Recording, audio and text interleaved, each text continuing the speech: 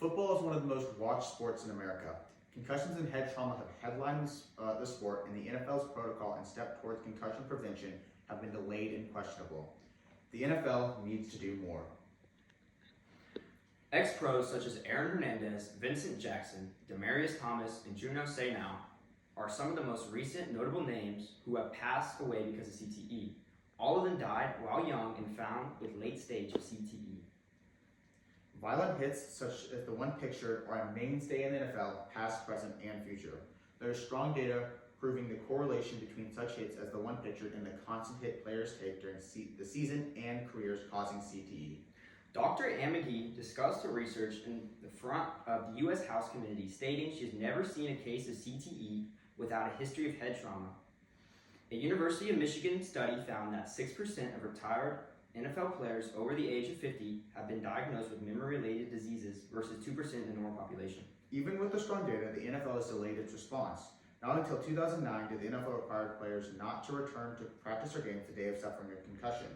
And of recent, Tua Tagovailoa was seen stumbling and holding his head, but was allowed back into the game with notable symptoms.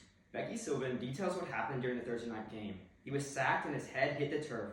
Immediately afterwards, his fingers and arms reflex unnaturally in a fencing response, a sign of a traumatic brain injury. This injury came after he had cleared the NFL's concussion protocol, even with him having visible signs of a concussion in the prior game. In a reactionary move, the NFL changed the concussion protocol to adjust for what happened to Tua, a necessary step, but again too late. As some of the right steps were made after Tua's injury, there's still a significant amount of frustration from players within the NFL, seemingly late to the party reaction, jeopardizing players' health when it comes to concern about concussions and protocol. The problem has been so bad that in 2011, 6,000 former players filed lawsuits against the NFL, calling the NFL out for the lack of protection for its players and misrepresenting risk from playing football. The lawsuit also argued that playing football has a direct correlation with brain diseases.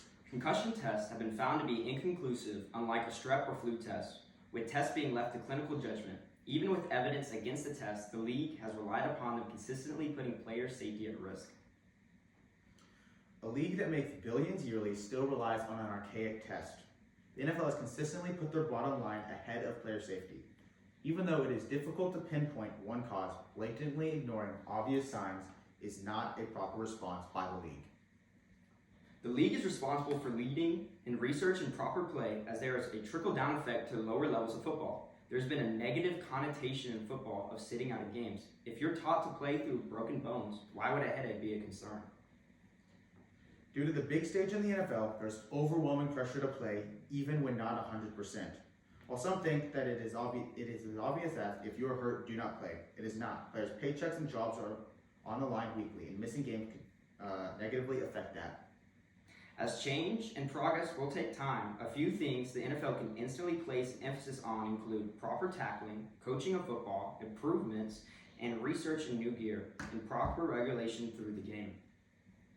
While the NFL has an important role in player safety, the players have to take their own initiative when injured. Concussion diagnosis also relies on players self-reporting symptoms.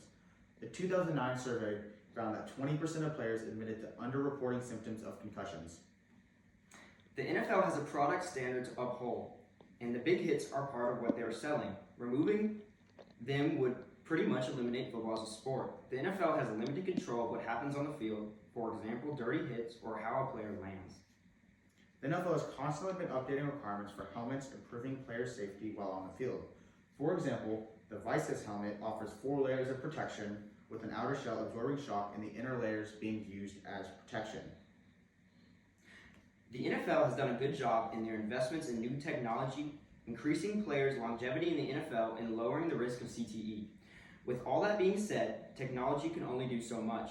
It comes down to the NFL taking proper steps to prevent concussions.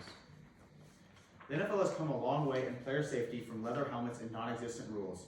Although the NFL has made progress through court settlements, inventing new technology, and new guidelines, there is still no room for complacency as new research and information comes daily. Everyone should be fighting this battle together. Players, doctors, and the league. Emphasis on proper coaching, improvement in gear, and regulation in the game will lead to football becoming a better sport. These steps are only possible through cooperation and accountability from all involved parties.